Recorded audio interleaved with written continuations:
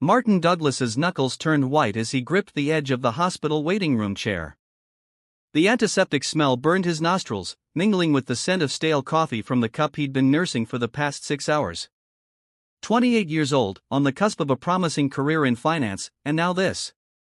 His wife, Vanessa, in labor 2 months early with twins.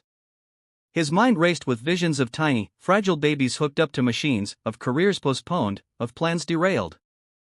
"Mr. Douglas," the nurse's voice cut through his anxious thoughts. "Your wife is stable, and the cesarean was successful. Would you like to see your children?" Martin nodded mechanically, following the nurse down the corridor. Vanessa had been rushed into an emergency C-section after complications arose. They hadn't had time to say more than a few desperate words to each other before she was wheeled away. "Your wife is still under anesthesia, but she'll wake up soon," the nurse explained as they approached the neonatal unit. "The twins are small, but surprisingly healthy for being premature." The nurse led him to an incubator where 2 tiny infants lay side by side, their skin a deep, rich brown, much darker than either Martin's pale complexion or Vanessa's light olive tone. Martin froze, his throat constricting. "There must be some mistake," he stammered. These can't be my children." The nurse looked confused. "Mr. Douglas, these are the twins born to Vanessa Douglas, a boy and a girl." Martin stared at the babies, his mind racing. Vanessa's heritage was Italian and Spanish. His was purely Northern European. There was no possible way these children were his. The implication hit him like a physical blow. Vanessa had betrayed him. And with someone black in 1996, in their conservative social circle, this would be more than just infidelity. It would be a scandal that would follow them forever. "Sir," the nurse prompted, concern edging into her voice. "I need some air," Martin muttered, backing away. He turned and walked quickly down the hallway, past the nurse's station, past other expectant fathers, out to the parking lot where his BMW waited. He slid behind the wheel, his hands shaking so badly he could barely get the key into the ignition. What would people say? His parents, his colleagues. Martin had always prided himself on controlling his life with precision. This was chaos. This was humiliation. He couldn't face it. Martin drove away from the hospital, away from Vanessa, away from the twins who couldn't possibly be his. He would file for divorce immediately. Let her explain to everyone why her husband had left. Let her face the gossip and the stares. He would start over somewhere else. 25 years later, Martin Douglas stood at the window of his corner office, surveying the Boston skyline. Douglas Financial Services had grown from a small investment firm into a respected regional player. And Martin had everything he'd ever wanted. Success, respect, influence, well, almost everything. He turned back to his desk where his CFO, Dennis, waited with a grim expression. "The Dawson Group is withdrawing their support," Dennis said. "Without their backing, we won't survive this quarter." Martin sank into his chair. The economic downturn had hit them hard, and several bad investments had left them vulnerable. The Dawson Group, a mysterious but powerful investment firm, had been their last hope for a bailout. "Did they say why?" Martin asked. "Only that they've decided to invest elsewhere." "But there's something else. I received word that the Morgan twins want to meet with you." Martin frowned. The Morgan twins? The venture capitalists from New York? Yes.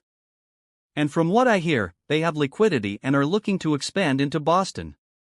Martin had heard of the Morgans, a brother and sister who had emerged seemingly from nowhere 5 years ago to become 2 of the most successful young investors on the East Coast.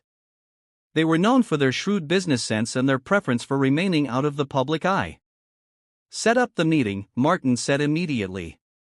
2 days later, Martin sat in his conference room reviewing notes before the Morgan twins arrived. At 63, he was still handsome, his hair now silver rather than blonde, his face lined but distinguished. He had remarried 10 years after leaving Vanessa to a woman from his own social circle.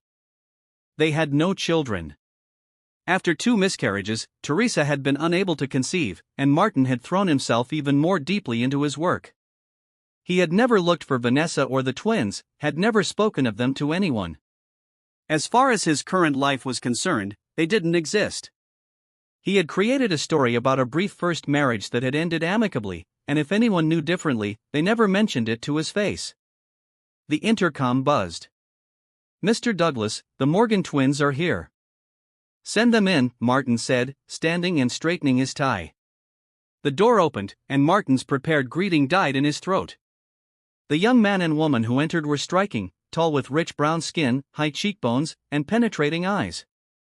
The woman wore her hair in elegant twists, while the man had a short, neat fade.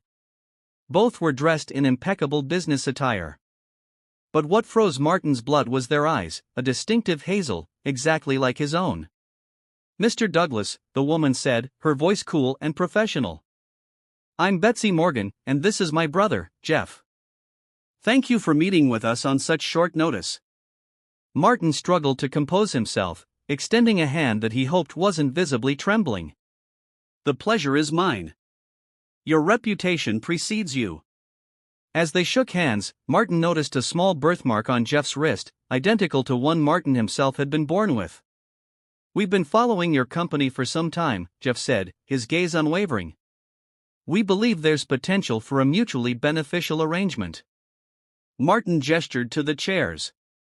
"Please sit. I'm eager to hear what you have in mind." As they took their seats, Martin's mind raced. Could it be a coincidence after 25 years? But those eyes, that birthmark, were these Vanessa's children, his children? And if they were, did they know who he was? Why were they here? Betsy opened her sleek portfolio. "Our proposal is straightforward, Mr. Douglas.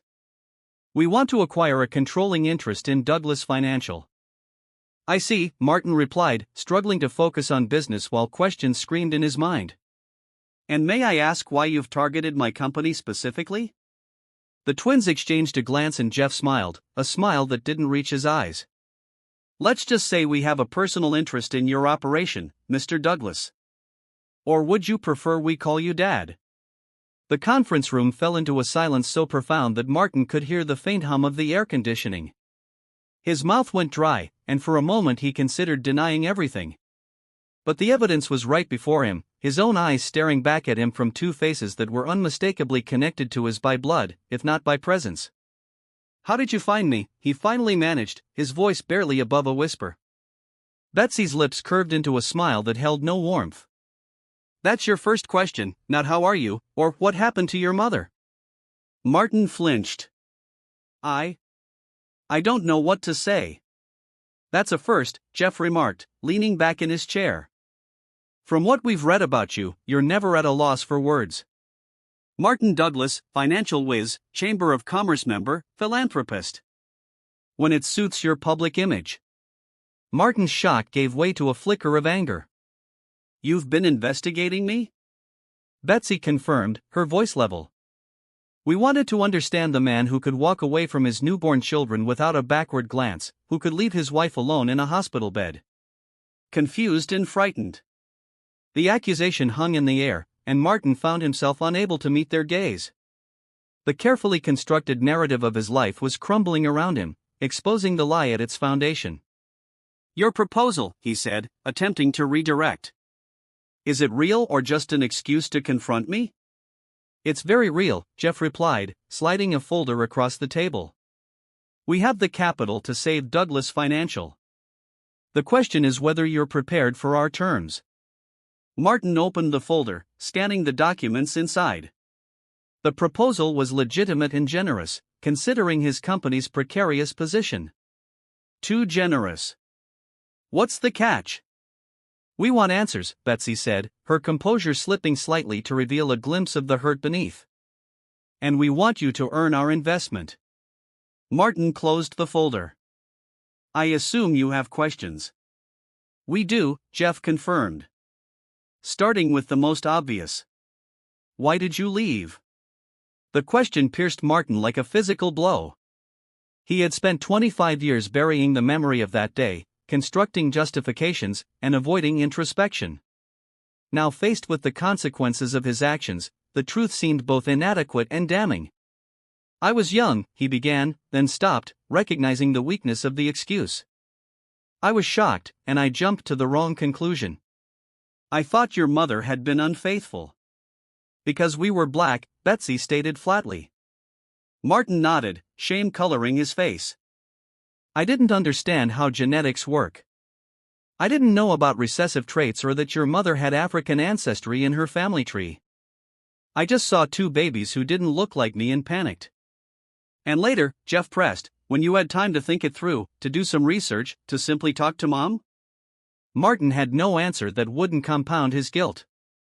I convinced myself it was better for everyone if I stayed away.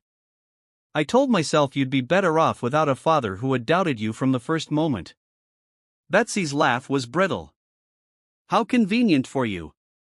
A heavy silence fell over the room. Martin fought the urge to defend himself further, knowing any explanation would sound hollow. What happened to your mother? He finally asked. She struggled, Betsy said, her voice tight. Raising twins alone while working 2 jobs wasn't easy. But she never spoke ill of you. Even when we asked why we didn't have a father like other kids, she just said you weren't ready to be a parent. That was generous of her, Martin murmured. Mom's always been generous, Jeff said. Too generous sometimes.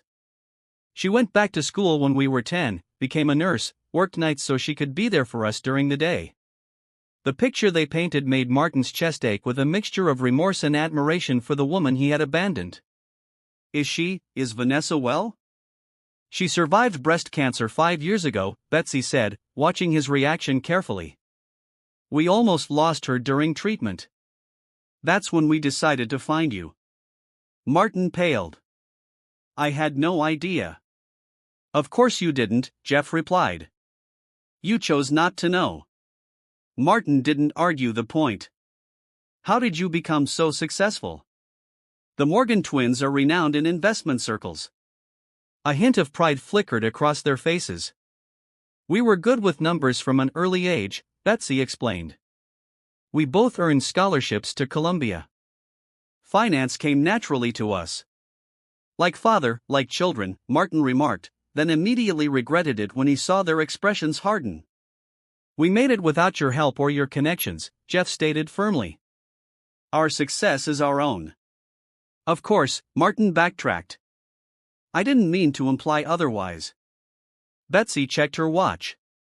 We have another appointment. We'll leave the proposal with you to review. Our terms are non-negotiable, but I think you'll find them fair considering the alternative is bankruptcy. The alternative is losing everything, Martin said, a note of desperation creeping into his voice. He couldn't bear the thought of them walking out now, these children he had never known. Please, can we continue this conversation? Perhaps over dinner? The twins exchanged glances, communicating silently in the way only siblings with a deep bond can. Finally, Jeff nodded.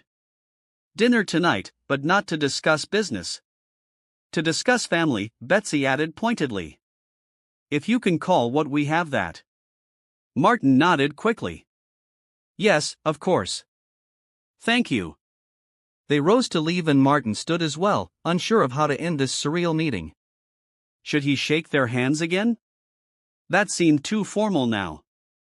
I'm glad you found me, he said awkwardly. Are you? Betsy challenged, studying his face. Or are you just glad we might save your company? Before Martin could respond, his office door opened and his wife Teresa appeared. Martin, darling, I thought we could have lunch. She stopped short, noticing the twins. Oh, I'm sorry. I didn't realize you were in a meeting. Martin felt his world tilt on its axis as past and present collided. Teresa, these are business associates. Betsy and Jeff Morgan. This is my wife, Teresa. Teresa smiled warmly, extending her hand. Lovely to meet you both. I've heard wonderful things about the Morgan twins' investment strategies. Jeff shook her hand, his expression carefully neutral. A pleasure, Mrs. Douglas. Has Martin told you about the charity gala we're hosting next month? Teresa asked. We're raising funds for family support services. Perhaps you'd be interested in attending. The irony of the situation wasn't lost on anyone but Teresa. Betsy's smile was tight as she replied, "Family support is certainly a cause we believe in." "Wonderful," Teresa beamed. "I'll have Martin send you an invitation." An uncomfortable silence descended until Betsy said, "We should go." "We'll see you at 7 o'clock, Mr. Douglas." The Bristol restaurant. As they left, Teresa turned to Martin with a curious expression. "They seem intense, potential investors." Martin watched through the glass walls of his office as his children, walked toward the elevator. "Something like that," he murmured. "Are you all right, darling? You look like you've seen a ghost." In a way, he had ghosts of the life he might have had, the father he could have been. "I'm fine," he lied. "Just a challenging meeting. Listen, I can't do lunch today, and I'll be having dinner with the Morgans tonight to discuss their proposal." Teresa looked disappointed, but nodded understandingly. "Business first as always. Will you be home late?" "I'm not sure," Martin replied honestly. For the first time in decades, he truly had no idea what the future held, even a few hours ahead. After Teresa left, Martin sank into his chair and opened his desk drawer, removing a small, worn photograph he had kept hidden for 25 years. Vanessa on their wedding day, radiant and full of hope. He had convinced himself that he had forgotten her face. But looking at the photo now, he realized that was another lie. He remembered everything about her. Her laugh, her passion for life, the way she had looked at him with complete trust. Trust he had betrayed in the worst possible way. His phone buzzed with a text message from an unknown number. "DNA test results attached in case you still have doubts." Martin opened the attachment to see a clinical confirmation of what he already knew in his heart. Betsy and Jeff Morgan were without question his biological children. The proof was there in cold scientific language, removing any possible denial. The question now was what he would do with this truth. Did he dare hope for forgiveness he didn't deserve? Or was this meeting simply business, a chance for his abandoned children to watch him squirm before they took control of the company he had built while ignoring their existence? As Martin stared at the test results, another text appeared. "By the way, Mom will be joining us for dinner tonight. She suggested you might want to prepare yourself." Martin arrived at the Bristol restaurant 20 minutes early. His nerves frayed beyond recognition. He changed his outfit 3 times before settling on a navy suit, professional but not overly formal. The hostess led him to a private dining room with a view of the harbor where he ordered a scotch and tried to calm his racing thoughts. Vanessa. After 25 years, he was about to see Vanessa again, the woman whose heart he had broken, whose children he had abandoned. What would she look like now? Would there be hatred in her eyes? Worse yet, indifference? He pulled out his phone and scrolled through the meager information he'd managed to find about her online. Vanessa Douglas had never remarried. She had built a career as a pediatric nurse in New York specializing in neonatal care. The same unit where their children had been born. The irony wasn't lost on him. The door to the private dining room opened and Martin jerked to his feet, spilling his drink. But it was only Jeff who entered alone and precisely on time. "Where's your sister?" Martin asked, trying to hide his disappointment and relief that Vanessa hadn't yet arrived. "Betsy's bringing Mom from the hotel," Jeff replied, taking a seat across from Martin. "They should be here soon." An awkward silence settled between them until Martin ventured, "I looked you up after our meeting." "Harvard Business School." "Impressive." Jeff's expression remained neutral. "We worked hard." "I can see that," Martin hesitated, then added, "Your company, Morgan Ventures, that name, it's not your mother's surname." "No," Jeff confirmed. "It's our middle name, both of us. Vanessa Morgan Douglas." The revelation hit Martin like a physical blow. "She gave you my last name and her maiden name as our middle name," Jeff said. "She never legally changed her name after you left either. She said, regardless of what happened between you two, the name Douglas was part of who we were." Martin felt a lump forming in his throat. "I don't understand why she would do that." "Neither did we for a long time," Jeff admitted. "She never tried to poison us against you, even when we asked questions." She just said you weren't ready for a family and left it at that. How did you find out the truth? Martin asked, dreading the answer.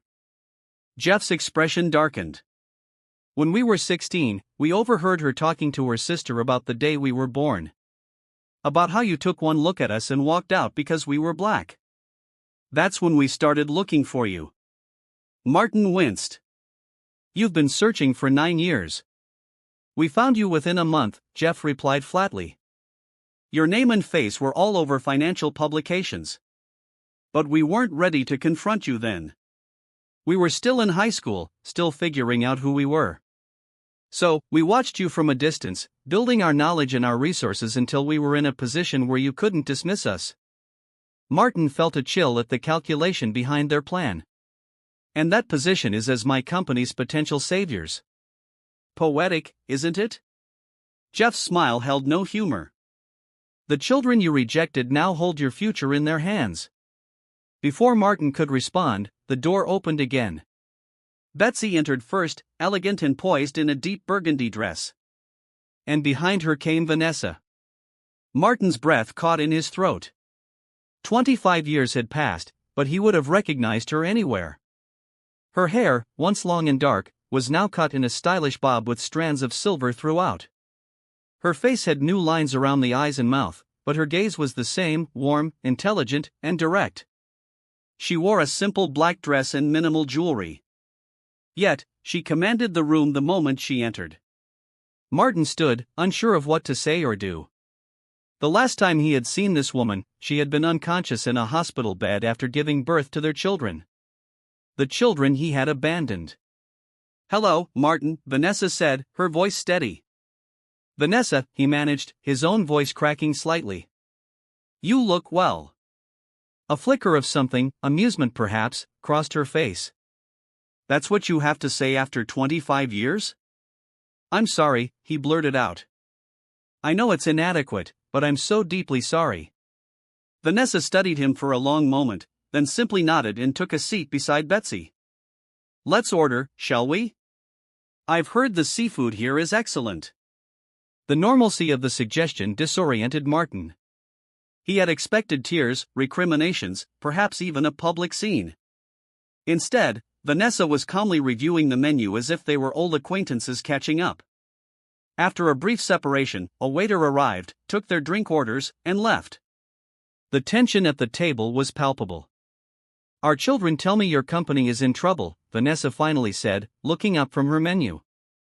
"Yes," Martin admitted. "The economic downturn hit us hard. And now you need their help."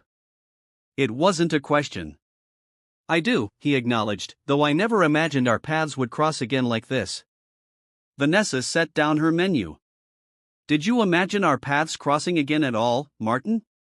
The directness of the question caught him off guard. I don't know.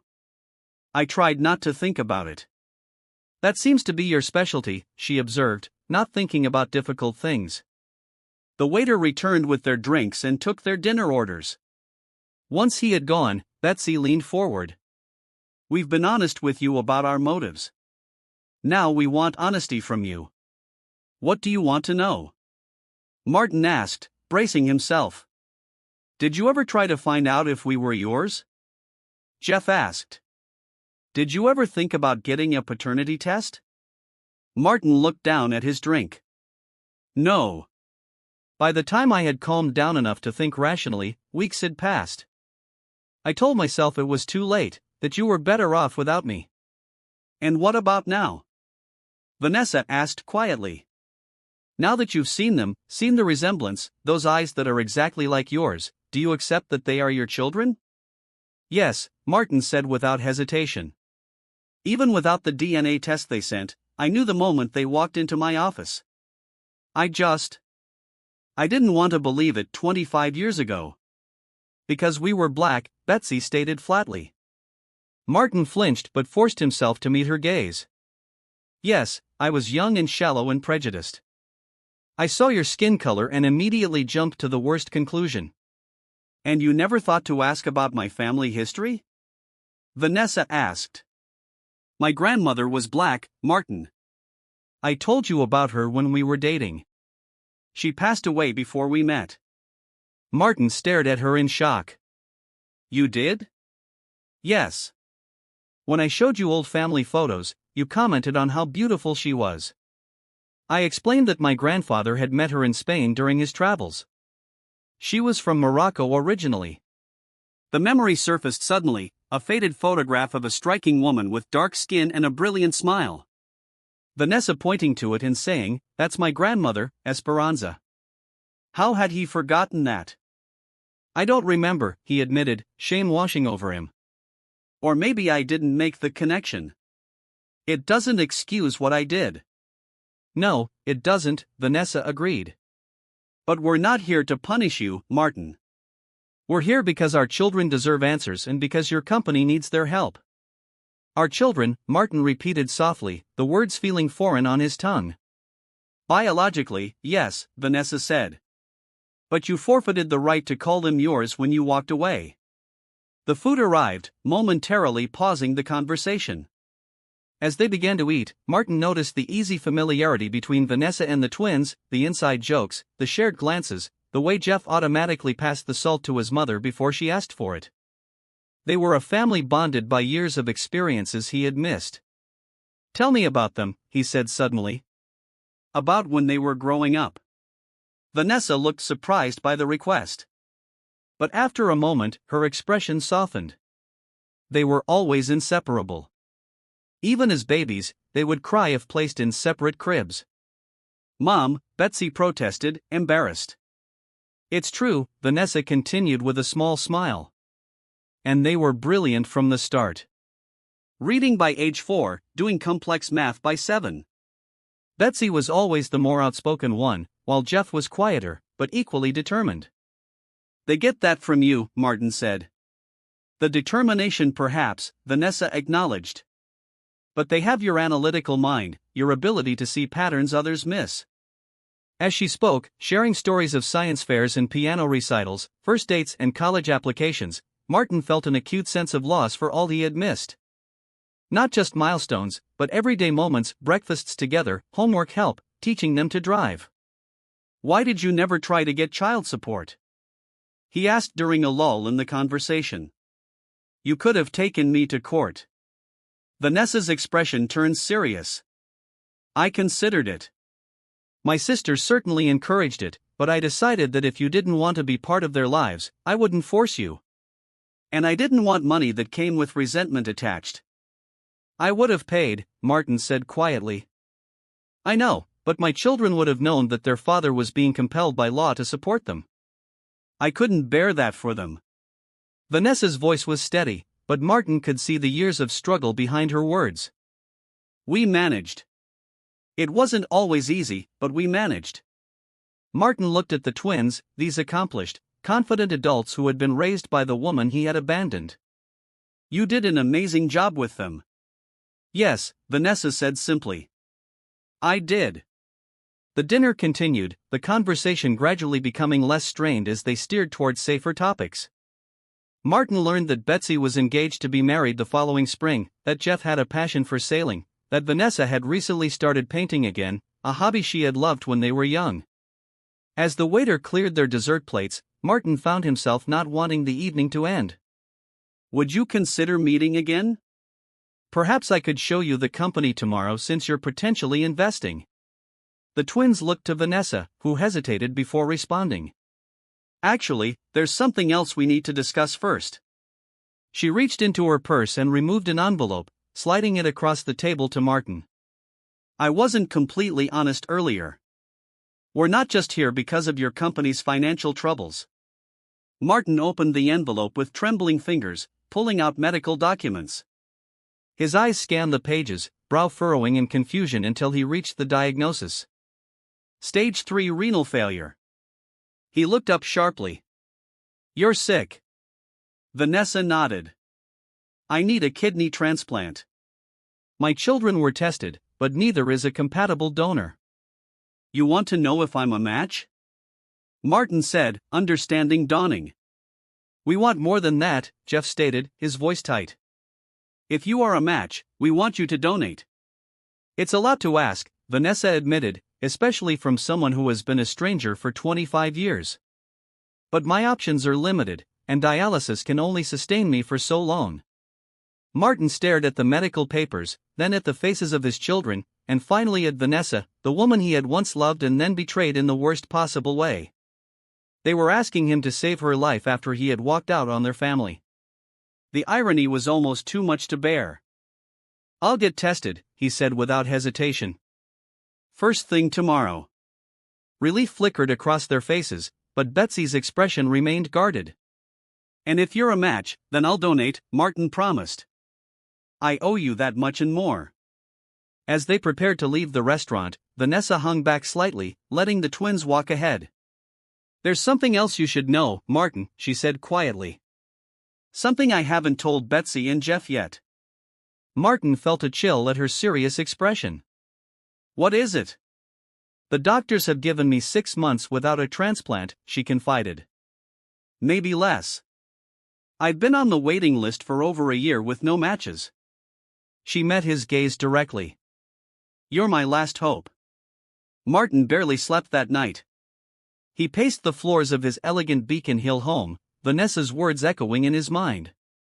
"You're my last hope." The weight of that statement pressed on his chest like a physical burden. After years of justifying his absence, of convincing himself they were better off without him, he now held Vanessa's life in his hands. Teresa had been asleep when he returned home, and he was grateful for the reprieve. What would he tell her? That the prestigious Morgan twins were actually his abandoned children? That their mother, his first wife, needed his kidney? The truth seemed too fantastical, too much like the plot of a melodrama rather than his carefully controlled life. By morning, he had made his decision. He would get tested, and if he was a match, he would donate. But the complications extended far beyond the medical procedure. His company needed the Morgan twins' investment to survive. His marriage would face an earthquake of revelations. And most daunting of all, he would have to confront the possibility of having his children and their mother in his life again.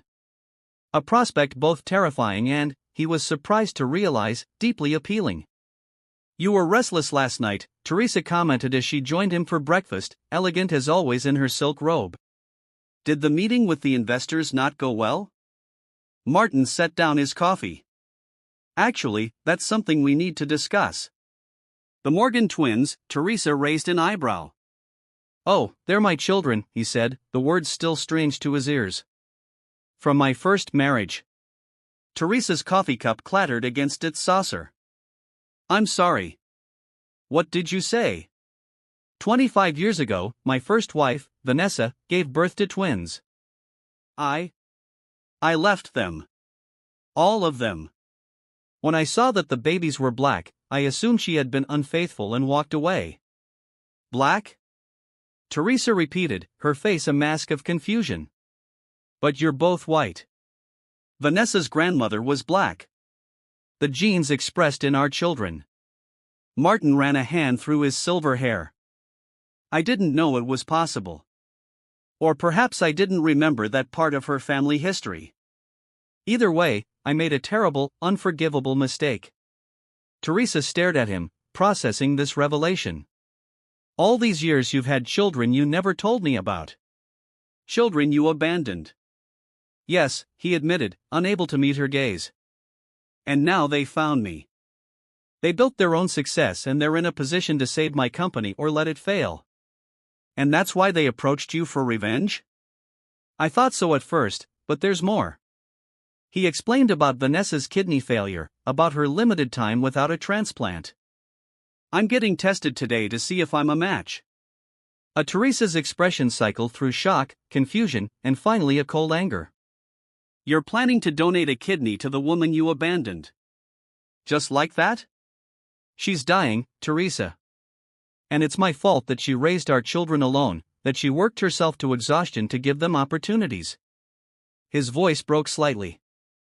"I owe her this." "You owe me honesty," Teresa countered. 20 years of marriage and I never knew the real reason your first marriage ended." "Does anyone know?" "Your parents, our friends?" "No one," Martin confessed. I buried it so deep I almost convinced myself it never happened. Teresa stood, her breakfast untouched. I need time to think about this, to process what it means for us. She paused at the door. Are you going to tell people the truth now about your children? The question caught him off guard. He hadn't thought that far ahead. I don't know. It's not just my secret to reveal. Figure it out, Martin, she said, her voice tight.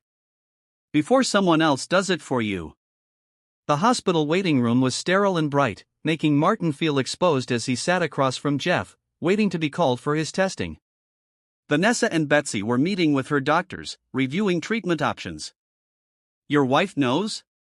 Jeff asked after a long silence. Martin nodded. I told her this morning.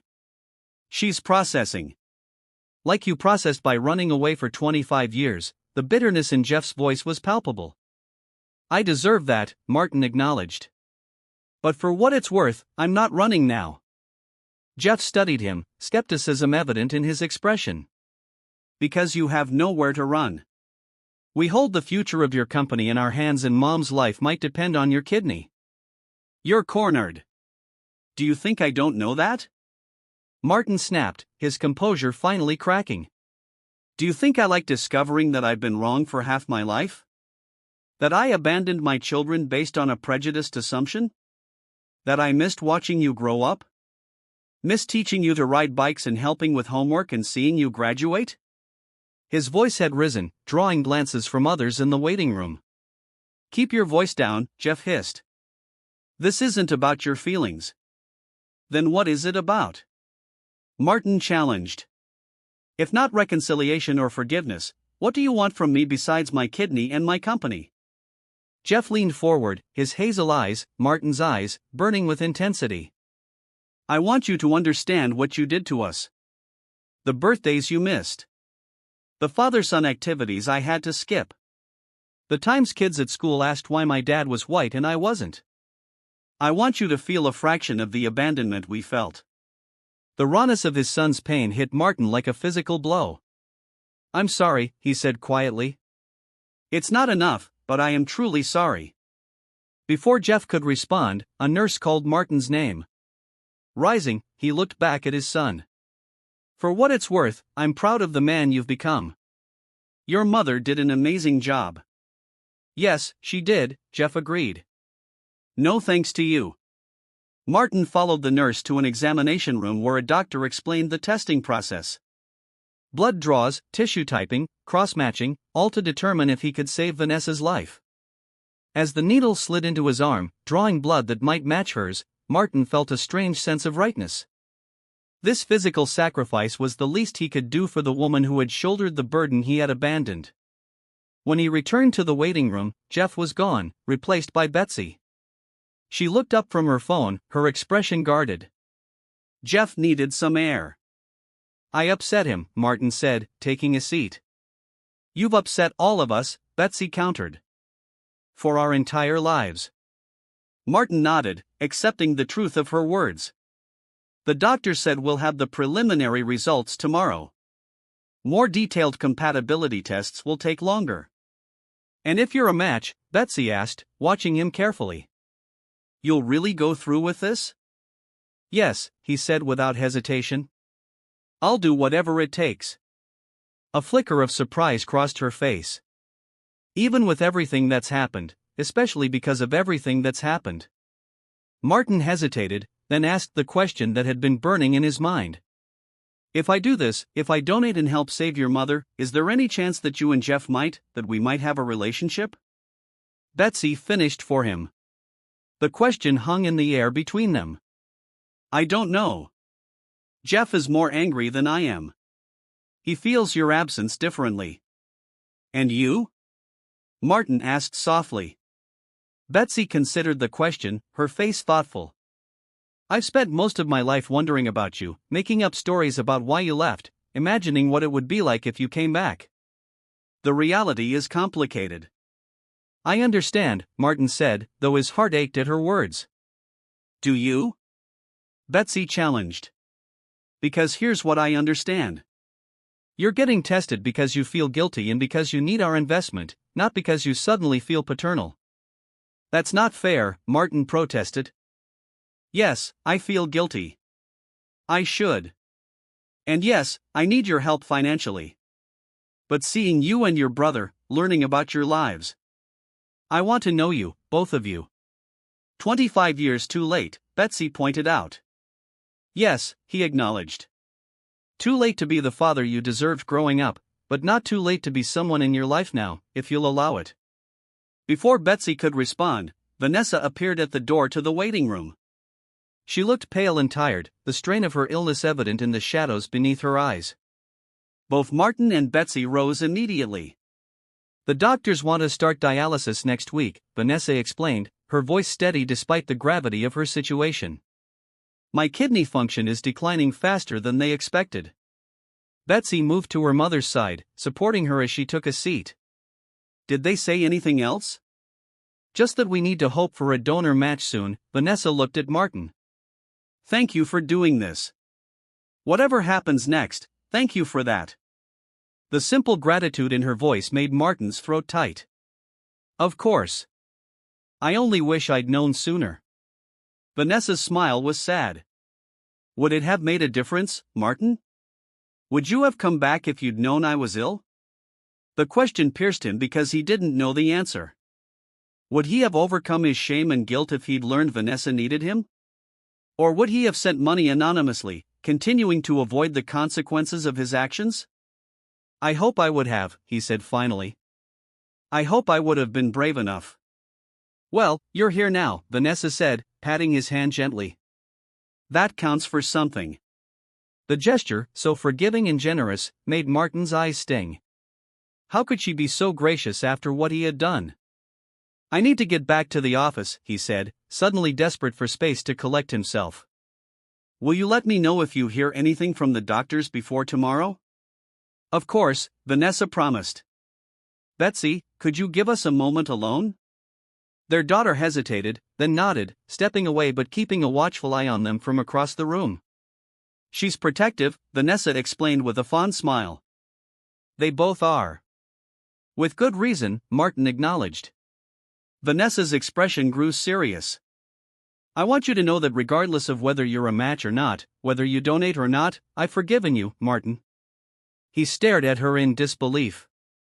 How can you say that? Because holding on to anger was too heavy a burden to carry while raising 2 children, she said simply. And because despite everything, you gave me the greatest gifts of my life. She nodded toward Betsy.